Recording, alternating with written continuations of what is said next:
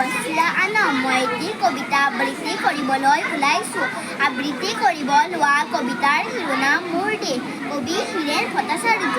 মোৰ প্ৰাণৰো প্ৰাণৰ, মোৰ গানৰো গানৰ মোৰ দেশ। মোৰ প্ৰতিটো কামেই, মোৰ প্ৰতিটো চিন্তাই এই দেশৰ বুকুত ৰচে। হৈছ সোণোৱালী ভৱিষ্যতৰ সপোন, মোৰ জীৱনৰ আহে আহে, মোৰ যৌৱনৰ কোহে কোহে সেই সপোনৰ কল্পন। দেশে দেশে দেশ আছে, এনে বহু দেশৰ অৰঙে দৰঙে মই ঘূৰিছোঁ। বহু বন্ধুৰ সৈতে হাতে হাতে হাত ধৰি ফুৰিছোঁ। কেতিয়াবা সাগৰ পাৰত, কেতিয়াবা সেজুৰ তলত, নতুবা পাহাৰ তলিত খন্তেক জিৰাইছোঁ। বন্ধুৰ সৈতে প্ৰাণ খুলি প্ৰাণৰ কথা পাতিছোঁ।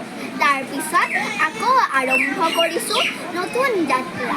এনে বহু যাত্ৰাৰ শেষ মোৰ দেশ, যাৰ বুকুৰ উমেই মোক দিছে ভাল পোৱাৰ আনন্দ, যৌৱনৰ প্ৰাচুৰ্য, জীৱনৰ নতুন অৰ্থ। এই দেশৰ প্ৰতিটো পুৱাই মোলৈ লুকাই আনে ঐশ্বৰ্যৰ বিপুল সম্ভাৰ।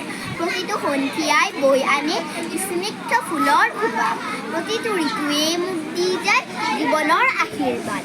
এই দেশৰ বাবেই মই জীয়াই আছোঁ, এই দেশৰ বাবেই মই জীয়াই থাকিবলৈ মৰণ পণ কৰিছোঁ।